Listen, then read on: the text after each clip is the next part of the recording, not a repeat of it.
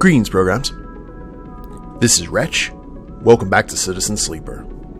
And as you can see, guys, in the next cycle, things are going to get very interesting because the Sidereal Horizon is ready to take off, and we have a set of IDs that'll actually get us on the ship. Lem Mina were very excited about that, but we're kind of hesitant whether we would like to go ahead and tag along with them. We have got 3 dice left. We don't have a whole lot more to do, but let's go ahead and get ourselves some food, maybe. We've got no... Let's see. We're actually losing a little bit of our body here. More so than a thing of salvage could repair. Let's go ahead and travel over here. Now, this is dangerous, but... big bucks, no whammies. Oh. Well, that's unfortunate. You crack open a door and are greeted by the expanse of stars and the cold of space. You just about manage to cling onto the eye. Well, that is unfortunate, but... let's go ahead and head into the dorm here. Self-repair, sunbathe, get some energy back. Think about what we've done. You know what? I'm okay with that. Since we're good on... I mean, we got 519 cryo. We are in good shape. The sun heats your skin, and you feel its light seeping into your veins as glucose. Should we go ahead and use one of our stabilizers? I don't even want to lose a dice, to tell you the truth, but we don't have a whole lot to do. So we'll be a little bit broken down. I don't think that'll be a problem. Alright, let's go ahead and head home, feed the stray. Call it a day and see what happens.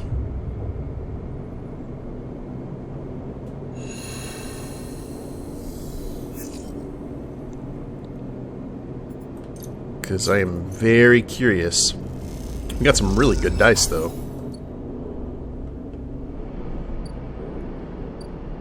Okay, up we go.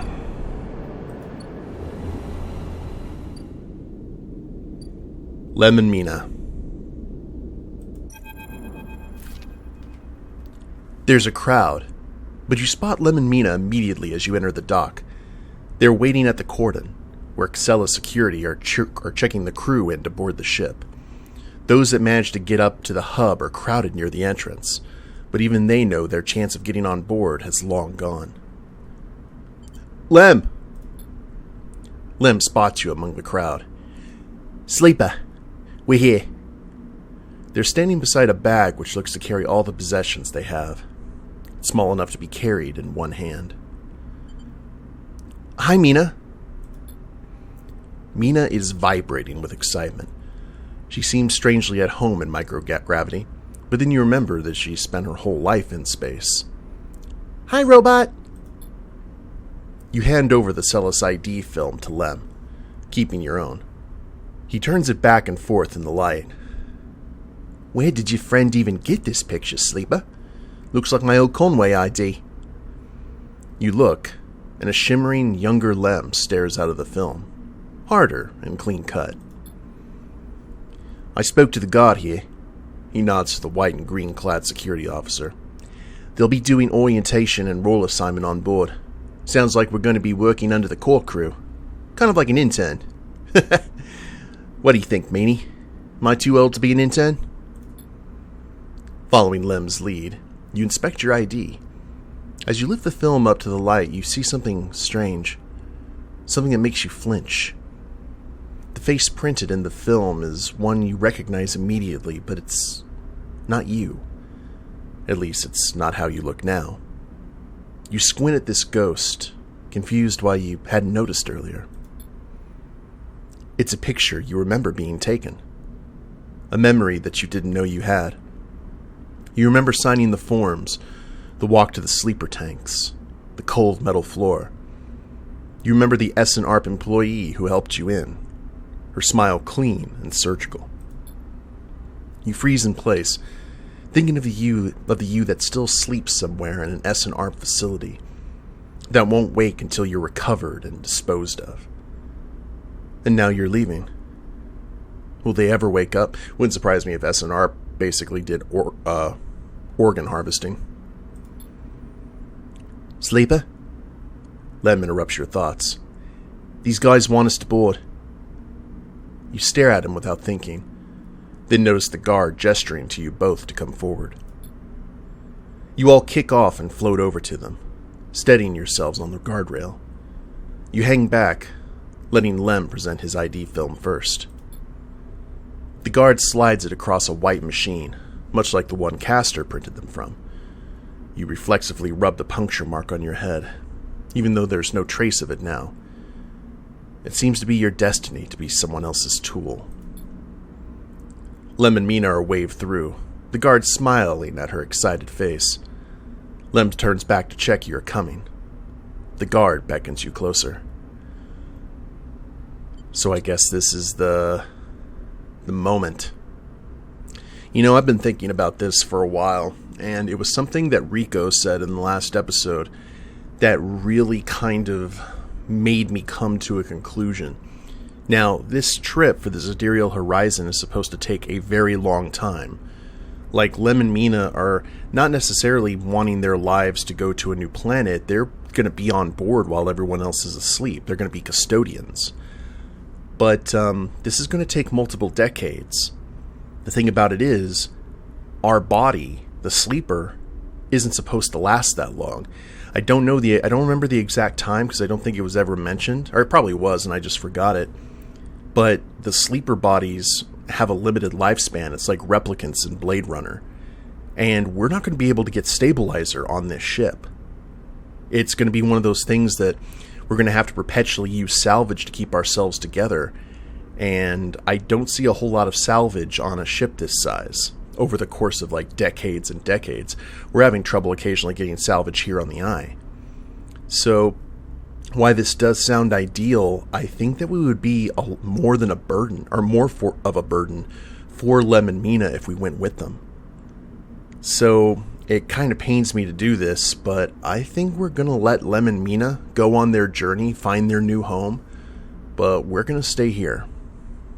Wait. You wait for a moment. You need to wait for a moment. This is all happening too fast, changing too much. There's so many questions you have, so many threads to catch hold of, and yet here you are, boarding a ship to who knows where, on a journey that'll take decades. Reconsider. Is this really what you want? How will you even survive? You suddenly feel dizzy, unsettled. You can make out the concerned look on Lem's face as you hold back. The guard gestures again. Mina's eyes, looking back at you, are so bright in the starlight. Stay on the Eye. You can't do it. You can't get on that ship. You turn away quickly, trying not to look at Lem, to look at Mina, to meet their eyes. You turn away and kick off hard from the guardrail. When you reach the far wall, you turn back. The scene continues in front of you as if nothing has changed. The next set of people are boarding. The crowds are still gathered at the cordon. The Sidereal Horizon still blinks, its yellow hull bright against the stars. And there are Lem and Mina, gliding up toward the docking bridge, bag in hand. Lem is facing away, focused on the steady climb, but Mina is in his arms and is facing back towards you. You watch her face, confused, sullen, but twinkling with a growing excitement as Lem carries her forward. And you watch Mina, you think about your future, about the future you might choose. You know one thing for certain, though. That future is on the Eye. You no longer have any enthusiasm for being carried forward by the dreams of others. for grand futures that unfold like angelic wings across the horizon. The future is being made now, on this spinning ring, among its people and its systems. You're sure of that. But as you watch Mina disappear into the entrance of the Sidereal Horizon, and much later, when you watch the ship pull away, you feel a sense of longing. A longing to be carried. Not by the systems that spin the suns or the corporations that run the colonies, but by love, towards an uncertain future, just as Mina was. That, you think, is a future you wish to make here, on Erland's Eye. Left Behind, achievement unlocked. Oh Lord! We have got credits. Okay, I want to let the credits run, just because I think this game is incredible. I didn't know that this, I guess, well, it is an ending, I suppose. I hope I made the right call there, because I just figure all of their possessions were in a small bag. And if we tagged along, I think as helpful as we'd be initially, like once our body started to break down, we would be nothing but a liability.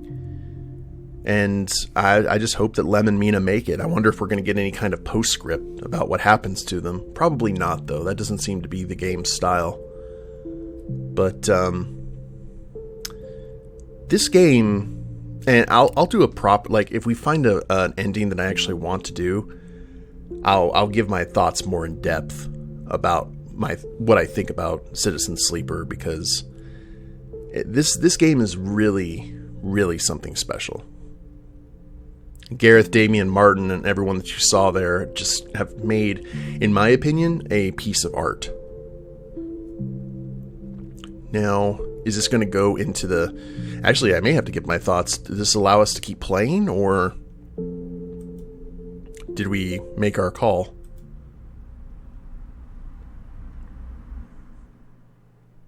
Oh, I think that may have been the end of the game. Okay, let's wait for that to load. Oh! A strange choice. Castor stands beside you at the rail, watching the pinpricks of the light from the Sidereal Horizon's drives disappear.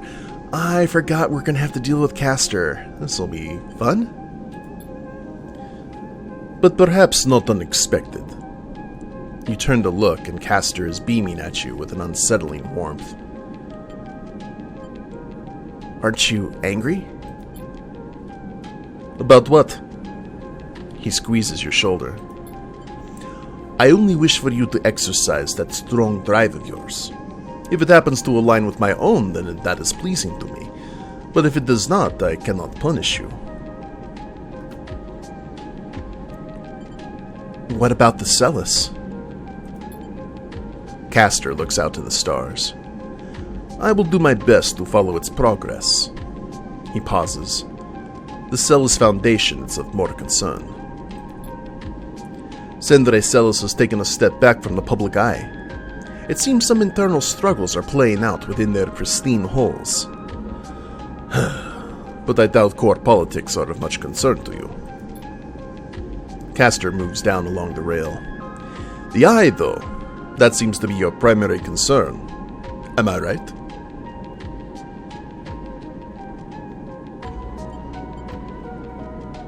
I have unfinished business. He pats you on the back. Don't we all? It is the nature of life to leave things unfinished. I have more projects than I can count, and so many games still to play and things to learn. May your future cycles be as fruitful as my own. Castor turns and starts to clunk away in his mag boots. I'll be keeping an eye on you, if you don't mind, Sleeper. He waves as he walks. My curiosity remains piqued. Once he leaves, you stay a little longer at the rail, watching the stars. Imagining the look on Mina's face when she sees Celis 1 for the first time. imagining the excitement when she first touches its soil, the joy when she first stands outside in the rain, laughing. Those images, though they will not happen for decades, are what will carry you through this cycle. And perhaps the next one, too. Yeah, I didn't even think about it. Lem may actually die on the voyage there, depending on how old he is. Whew. Okay, we're gonna assume there was a happy ending until told otherwise. Now we need to decide what to do here. Well, let's do this. I know we gotta harvest some mushrooms. Let's go ahead and inject some stabilizer, just so we're in our peak physical condition. We'll sunbathe for some energy.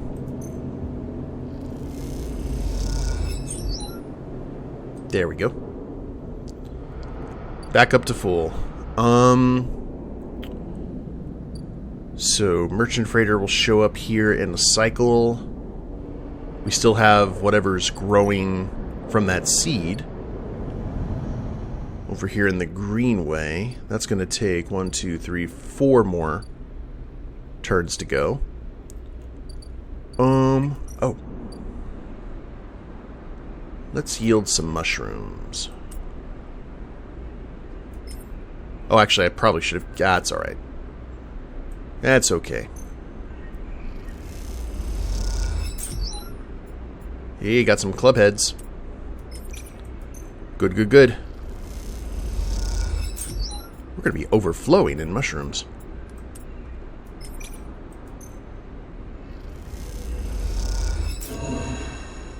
Eee. It's one fungus yield. That's okay. Got a lot of Matsutake caps, though. We can actually sell some of those for some good coin. And, fortunately, we went ahead and grabbed some spores. That's basically all we need to do, is just make sure that we have spores available.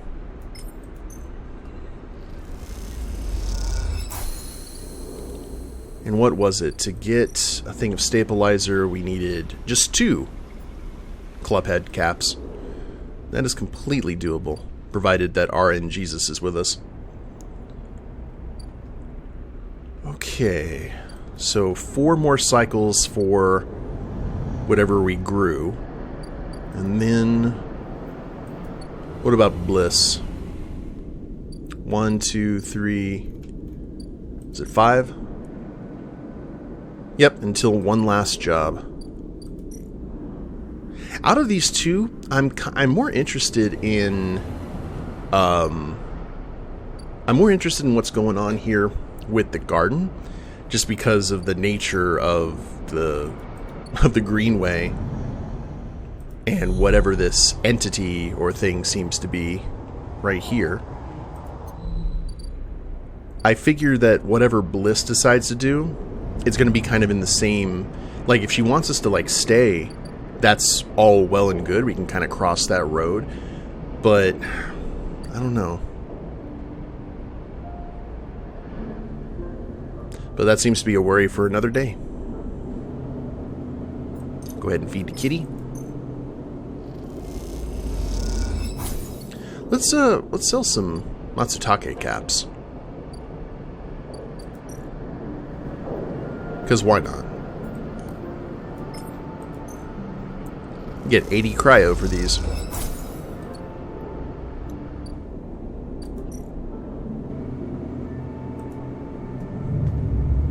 We are definitely coming to endgame, though. So my question is, when should we start working on the... Oh, it is a wonderful dice day. When should we start working on the flotilla?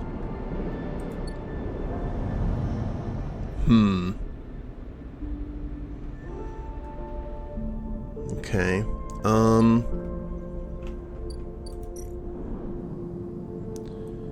First of 3 episodic updates to Citizen Sleeper, telling the story of the refugee flotilla which has arrived at the Eye.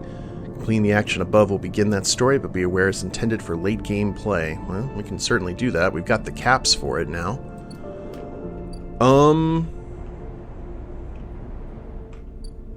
You know what? Let's go ahead and do this. Let's go ahead and go to the mushroom groves. We will procure +2.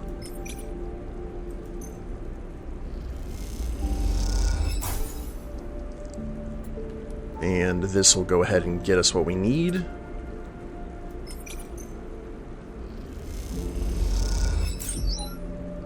For the next crop. And then maybe we'll go ahead and start this. We will supply the mushrooms. Eshe sees you coming up the broken spoke and waves you into the cavernous bay of the climbing briar. I forgot how I did their voices. It's been a while. You came! Peak smiles as you walk into the climbing briar's cargo hold, behind a gloomy Eshe. Okay, I need to look back at that episode and see how I did their voices. They brought mushrooms. Eshe tosses the mushroom caps onto a crate, raising her eyebrows at Peak. Or PK, maybe. Peak gives her a look. Thank you, Sleeper. They pick one up and sniff at it. Are these edible? Try it. Peak squints at you and the mushroom, before delicately putting it back down. I'll wait. We're not so used to fresh produce. Eshe is securing crates as she speaks and doesn't look up. Hawthorne doesn't have much in the way of farming. Hawthorne? The installation we grew up on. Eshe wipes off her hands on a rag. XBR loves to name their property after natural things, but that's about as far as their relationship with plant life goes. XPR. This an interrogation? She glares. Either way, we are done with that place, which is all you need to know. Eshe leans back against the crate she was securing. We are going to need more than a few mushrooms if we want to help those refugees, though. What do they need? Food, water, components, a whole lot of things. Eshe stands and walks over to the mushrooms you brought, placing them into a small container with care. The problem isn't just getting supplies, it's getting them through to the ships. Can't you speak to Havenage? We aren't exactly welcome guests, Peak explains.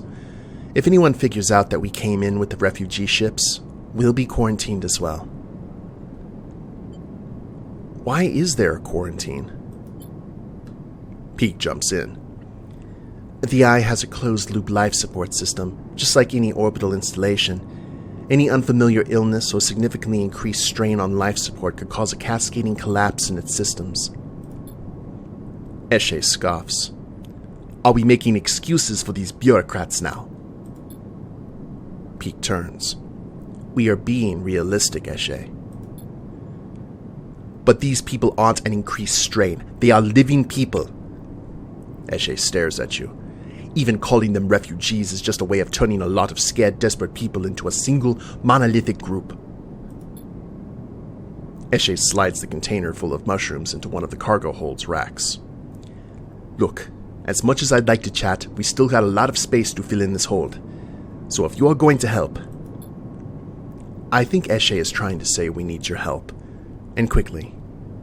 PK says, glancing at her. The refugees behind the cordon, they won't be able to hold out indefinitely. We need to get supplies to them in the next 12 cycles or... Eshe steps forward. Or Havenage will have to bear the responsibility for whatever happens next. What can I do? There's 3 things we still need to secure. Water, food, and scrap components for ship repairs. Eshe gestures to the storage containers around the hold. Water we can find a way to source, or my preference, just siphon off from the underground reservoir in Greenway. Peak raises their eyebrows. Eshe. She ignores them. For food, things can be tricky. Those mushrooms are delicious, I'm sure, but there's no way we can get enough volume to feed your flotilla. However, I saw an algae stack on the way over. If we can get access... No more stealing, Eshe. PK sighs. I didn't say steal. She stares at them indignantly. If we can get access, we can work the stack, harvest some algae for the flotilla. Those stacks churn out vast quantities in short timescales. And the repair components? Peek asks tentatively. Eshe smiles. Well, just look around you, Peek. This whole place is made of scrap. She shoots you a glance. And I'm sure the sleeper has their sources. They can bring them right here. We get everything before time runs out? Perfect. We get most of it? Also good. Either way, in 12 cycles, I'm going to take what we have and go. But how will you get through? Eshe shoulders a container. I thought I'd leave that up to you, Peek. I think we'll call PK. They flinch. Are you serious? Eshe, I know what we said when we would help the flotilla, but at what point... They stop and take a breath. Take this seriously, Eshe. I don't know the first thing about breaching a quarantine cordon. Maybe not. Eshe looks at you. But they might. They slipped out from an S&R facility, didn't they? Plus, they've been here longer than us. You're always trying to get me to find help. Well, here it is. She gestures at you. Help! PK glances between the two of you. I swear to... I need to think this one through. Meet me at the cordon in a couple of cycles, Sleeper. Maybe we can figure something out. Meanwhile, Eshe meets your eye. You can help me acquire the supplies. Discreetly. She smiles. We have to keep this quiet. Keep Haven Age out of the loop. Once they get suspicious, this is all over for all of us. This all suddenly seems a little too real. Too dangerous. You've only just found your feet on the eye. This is not a time for causing trouble. Come find us. We'll be out there trying to pull all of this together. Eshe goes to the back of the hold to start packing another container. PK, come with me. Come help me. PK glances back at her. Sleeper, look. We didn't choose this either. They lower their voice. Help us finish this. We've set up a base camp on the Broken Spoke. You are welcome to rest there in any of the cots while we work on this. They smile. We are in this together. PK!